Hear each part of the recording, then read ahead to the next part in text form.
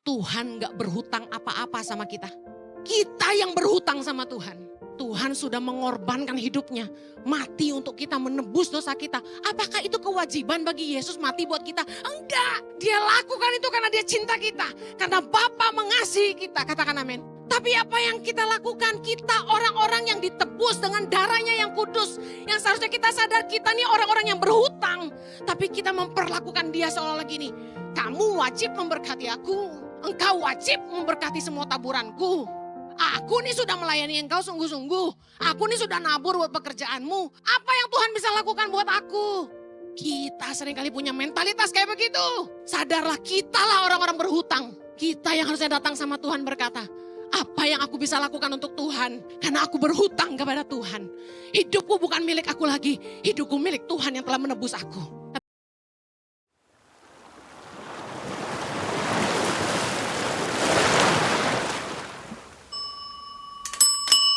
Saya akan khotbah tentang hidup sebagai orang berhutang. Matius 19. Matius 19 dengan judul perikop upah mengikut Yesus ayat ke-27 dikatakan gini. Lalu Petrus menjawab dan berkata kepada Yesus, kami ini telah meninggalkan segala sesuatu dan mengikut engkau. Jadi apakah yang akan kami peroleh? Perhatikan apa yang Petrus katakan. Mungkin Anda juga pernah ngomong hal yang sama. Tuhan, saya sudah memberikan segalanya buat Tuhan. Saya sudah melakukan semuanya buat Tuhan. What's for me? Apa untungnya buat saya? Petrus bilang, kami telah meninggalkan segala sesuatu untuk mengikut engkau. Apakah yang akan kami peroleh? Kita juga suka seperti itu. Kita tanya sama Tuhan, saya udah melayani Tuhan, saya udah lakukan ini dan itu, saya udah nabur buat pekerjaan Tuhan. Saya sudah melayani Tuhan tiap minggu. Terus apa dong Tuhan buat saya? Tiba-tiba seperti sebuah rema, Tuhan ngingetin saya. Anda tahu bahwa saya punya anak-anak asuh di Yayasan Tangan Pengharapan yang kami beasiswakan sekolah dari mulai SMP sampai kuliah. Tiba-tiba Tuhan ngingetin saya. Anak-anak yang kami asuh, ini berangkat dari keluarga-keluarga nggak mampu di pedalaman Indonesia. Yang rumahnya sangat sederhana, minta maaf, mungkin rumahnya nggak layak. Mereka mungkin nggak punya baju bagus, nggak punya sepatu yang bagus. Mereka mungkin makannya tiap hari cuma sayur, boro-boro makan nasi tiap hari, boro-boro makan ayam.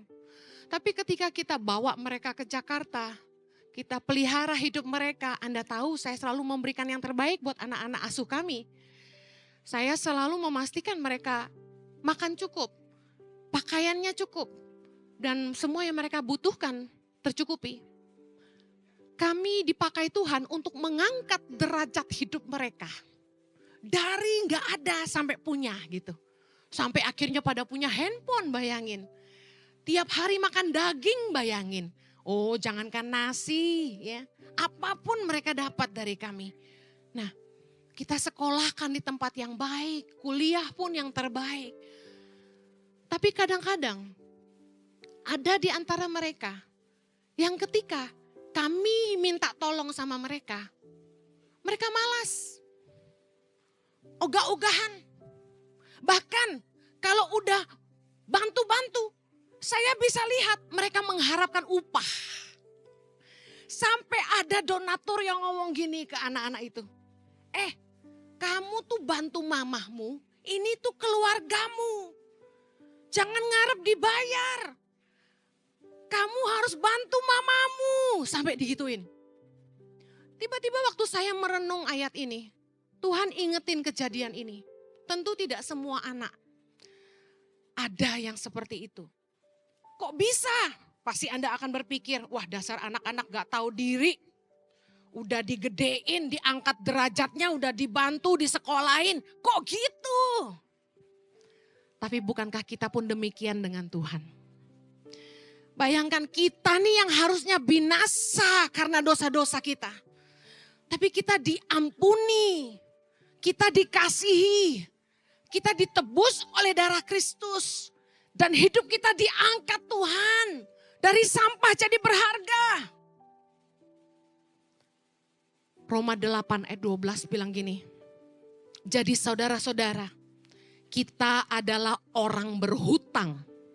Tetapi bukan kepada daging supaya hidup menurut daging. Bayangin, sebagai orang-orang yang berhutang kepada Allah. Harusnya kita hidup menurut kehendak Allah, bukan kehendak kita, benar? Sebagai orang-orang yang berhutang nyawa kepada Allah. Bayangin gini, kita harusnya binasa. Tapi karena dia mengasihi kita, dia mengampuni kita. Dan dia menebus dosa kita, dia memilih kita. Dan mengangkat hidup kita. Orang-orang yang sadar telah ditebus, katakan amin. Bayangkan gini, kita ini adalah orang-orang yang berhutang. Kalau bisa dibilang berhutang nyawa sama Tuhan. Tapi seringkali kita nggak hidup menurut keinginan Allah. Kita ngikutin kehendak daging kita. 1 Korintus 6 ayat 20 bilang gini, sebab kamu telah dibeli dan harganya telah lunas dibayar. Karena itu muliakanlah Allah dengan tubuhmu. Betapa sulitnya Tuhan menyuruh kita hidup kudus.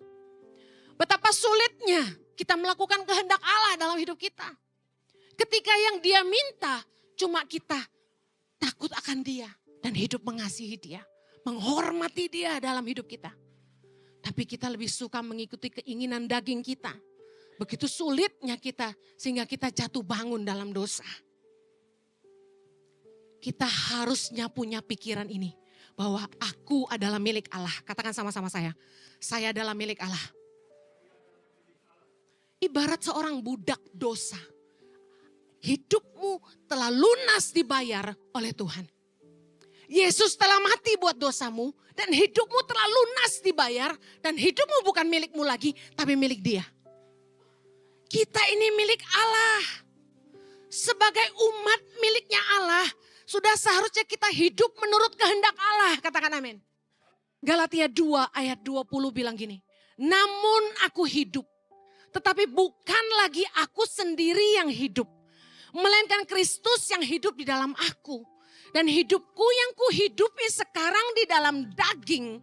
Adalah hidup oleh iman dalam anak Allah yang telah mengasihi aku dan menyerahkan dirinya untuk aku. Roma 14 ayat 8. Baca sama-sama. Sebab jika kita hidup untuk Tuhan. Dan jika kita mati untuk Tuhan. Jadi baik hidup atau mati, kita adalah, katakan aku milik Tuhan. Kalau kita sadar gini, aduh saya tuh udah hutang nyawa sama Tuhan. Harusnya saya nih binasa. Tapi dia mati buat saya supaya saya hidup kekal. Dan Tuhan memulihkan hidup kita. Dia mengubahkan kita. Betapa sia-sianya dulu kita hidup dan betapa berharganya hidup kita hari ini. Sadarkah Anda akan kasih karunia Allah? Dengar baik, seharusnya kita berpikir gini. Apa sih yang aku bisa berikan untuk Tuhan? Apakah yang bisa aku lakukan untuk Tuhan? Tapi kebalikannya yang sering kali kita lakukan. Kita bertanya begini, apa yang Tuhan bisa berikan buat saya? Apa yang Tuhan bisa lakukan buat saya? Bukankah di dalam doa-doa kita sering kali minta sama Tuhan supaya dia mengikuti apa yang kita mau? Pernahkah Anda berdoa dan hanya bertanya kepada Tuhan, apa yang kau mau dengan hidupku? Apa yang aku bisa berikan untukmu Tuhan? Kenyataan di hidup kita, seringkali kita berhitung sama Tuhan. Kita bahkan sering berpikir, aku telah banyak berkorban bagi pekerjaan Tuhan. Kita hitung-hitungan, kita bilang sama Tuhan, aku sudah beri waktuku untuk melayani Tuhan. Aku sudah berikan tenagaku untuk melayani Tuhan. Bahkan gini, waktu usaha kita tidak diberkati, toko kita sepi. Kita marah sama Tuhan, kita bilang gini, kita kecewa, kita udah melayani tapi kok Tuhan tidak memberkati. Kita marah, kita berasa begini, Tuhan kan harusnya membalas taburanku berlipat ganda, kok udah dibalas? Saya ingin malam ini saudara sadar, Tuhan gak berhutang apa-apa sama kita. Kita yang berhutang sama Tuhan. Sadarilah bahwa Tuhan gak hutang apa-apa sama kita. Kita yang berhutang sama Tuhan. Saya kasih tahu. Saya sekolahkan satu anak. Beasiswa penuh dari dia SMP sampai dia kuliah. Lulus kuliah. Perjanjian anak-anak asrama. adalah mengabdi 5 tahun di Tangan Pengharapan. Membantu kami mengajar di kampung-kampung mereka. Apa yang terjadi? Baru 7 bulan mengajar di pedalaman. Dia kasih tahu sama pimpinan pendidikan Tangan Pengharapan. Aku mau keluar dari Tangan Pengharapan.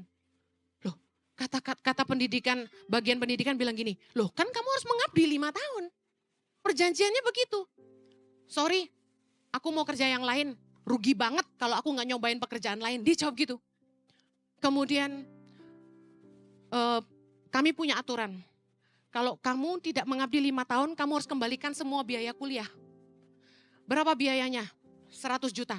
Dia bilang oke dia jawab. Kemudian ini anak orang gak mampu loh di pedalaman. Kemudian dia bilang gini, ya udah nanti aku cicil. Kemudian bagian pemimpin pendidikan bilang gini, oke, kamu harus cicil dari gajimu setiap bulan 2,5 juta. Dia bilang oke, sombong sekali. Akhirnya anak ini WA saya dan bilang gini, sorry mama, saya tidak bisa menepati janji saya untuk mengabdi 5 tahun. Apa yang saya rasakan? Kecewa. Apa yang saya sudah berikan buat dia. Dia tidak hargai sama sekali. Dia tidak berasa bahwa dia berhutang budi sama orang-orang yang sudah menolong hidupnya di Tangan Pengharapan. Ada donatur yang menabur supaya dia bisa kuliah. Dan dia tidak rasakan itu. Dia pikir ya hidup gua, terserah gua. Rugi kalau gua gak kerja yang lain, ngapain gua jadi guru di Tangan Pengharapan di pedalaman. Ya terserah gua, ini hidup gua mau kerja yang lain, lu mau apa? Sombongnya luar biasa. Kejadian ini membuka mata saya, menyadarkan saya. Seringkali kita sama Tuhan juga gitu. Tuhan sudah mengorbankan hidupnya. Mati untuk kita menebus dosa kita. Apakah itu kewajiban bagi Yesus mati buat kita? Enggak. Dia lakukan itu karena dia cinta kita. Karena Bapa mengasihi kita. Katakan amin. Tapi apa yang kita lakukan? Kita orang-orang yang ditebus dengan darahnya yang kudus. Yang seharusnya kita sadar kita nih orang-orang yang berhutang. Tapi kita memperlakukan dia seolah-olah gini. Kamu wajib memberkati aku. Engkau wajib memberkati semua taburanku. Aku nih sudah melayani engkau sungguh-sungguh. Aku nih sudah nabur buat pekerjaanmu. Aku sudah kasih waktuku jauh lagi pergi ke Moy. Apa yang Tuhan bisa lakukan buat aku? Kita seringkali punya mentalitas kayak begitu. Sadarlah kitalah orang-orang berhutang. Kita yang harusnya datang sama Tuhan berkata, apa yang aku bisa lakukan untuk Tuhan? Apa yang aku bisa berikan buat Tuhan? Karena aku berhutang kepada Tuhan. Hidupku bukan milik aku lagi. Hidupku milik Tuhan yang telah menebus aku. Katakan amin. Saya ingin malam hari ini Anda sadar. Bahwa Tuhan tidak hutang apa-apa sama kita. Kitalah orang-orang berhutang. Saya akan akhiri. Meskipun anak-anak di asrama Tangan Pengharapan enggak minta sama saya apa-apa. Enggak nuntut apa-apa. Sebagai seorang mama, saya mikirin masa depan mereka. Saya lihat mereka satu persatu. Saya menaruh harapan dan mimpi saya dalam hidup setiap mereka. Saya lihat Mison, saya ingat Papua. Saya harus mentor dia supaya dia jadi pemimpin yang baik buat tanah Papua. Saya lihat State, saya lihat Halmahera. Dan saya pikirkan apa yang State bisa lakukan buat Halmahera. Saya investasikan hidup saya. Saya kasih tahu, semua aset yang dibangun Tangan Pengharapan di seluruh daerah bukan buat saya. Anak cucu saya tidak akan tinggal di semua asrama Tangan Pengharapan. Semua untuk anak-anak di setiap daerah. Saya dedikasikan hidup saya bersama suami saya untuk anak-anak di bangsa ini. Dan yang saya harapkan adalah mereka menghargai pengorbanan kami sebagai orang tua. Dan mereka hidup sungguh-sungguh membangun daerah mereka. Saya ulang-ulang bilang sama mereka, Mama enggak minta apa-apa sama kamu. Kamu hanya cukup bangun daerahmu. Saya kasih tahu, saya aja manusia biasa, mikirin masa depan anak-anak saya. Apalagi Bapa kita yang di sorga. Tuhan juga mikirin kita. Matius 7 ayat 11 berkata, jadi jika kamu yang jahat tahu memberi pemberian yang baik kepada anak-anakmu, apalagi Bapamu yang di sorga, Ia akan memberikan yang baik kepada mereka yang meminta kepadanya. Katakan amin. Upah dari Allah pasti tersedia bagi orang-orang yang mengasihi Dia. Katakan amin. Dia akan memberkati kita. Bukan karena apa yang bisa kita lakukan untuk Dia. Tapi karena Dia mengasihi kita. Saya kasih tahu. Anak-anak pedalaman ini tidak perlu lakukan apa-apa untuk saya. Saya akan berjuang untuk masa depan mereka. Karena saya mengasihi mereka. Sama seperti Tuhan. Tuhan tidak minta apa-apa sama Anda. Tuhan pasti akan memberikan masa depan buat Anda. Karena Tuhan mengasihi hidup Anda. Amin. Matius 19 saya tutup. Ayat 29 kita baca sama-sama. Anda mau tahu upah mengikut Yesus? Matius 19 ayat 29 kita baca sama-sama. Dan setiap orang yang karena namaku meninggalkan rumahnya, saudaranya laki-laki atau saudaranya perempuan, bapa atau ibunya, anak-anak atau ladangnya, akan menerima kembali 100 kali lipat dan akan memperoleh hidup yang kekal. Katakan amin. Ayat 30. Tetapi banyak orang yang terdahulu akan menjadi yang terakhir. Dan yang terakhir akan menjadi yang terdahulu. Anda percaya upah dari Tuhan tersedia bagi Anda? Mengapa Yesus berkata, yang terdahulu akan menjadi yang terakhir? Saya kasih tahu. Karena orang-orang yang sudah lama menjadi Kristen. Yang sudah ikut Tuhan lama, paling lama puluhan tahun. Adalah orang-orang yang merasa udah paling tahu, paling benar. Orang-orang yang merasa udah paling banyak berjasa, aku udah melayani Tuhan puluhan tahun gitu kan. Orang-orang yang merasa udah paling banyak berkorban buat Tuhan. Tapi mereka tidak sadar bahwa sebenarnya kasihnya mulai padam. Mereka mulai suam-suam kuku. Bukankah tidak sedikit orang-orang yang menjadi kecewa dan meninggalkan Tuhan? Sementara itu, mari lihat. Orang-orang yang baru lahir baru bertobat, baru kenal Tuhan. Apa yang terjadi dengan mereka? Mereka begitu semangat, begitu antusias mengikut Yesus. Kasih mula-mula mereka begitu membara. Mereka berapi-api melayani Tuhan, tidak hitung-hitungan sama Tuhan. Bukankah kita seperti itu? Berapa banyak saudara yang ingat waktu Anda pertama kali jatuh cinta sama Tuhan Yesus? Waktu Anda pertama kali lahir baru dan kenal Tuhan. Bedakah sama keadaanmu hari ini? Waktu pertama kali kita kenal Tuhan Yesus, wah saya masih ingat. Saya haus sama Tuhan.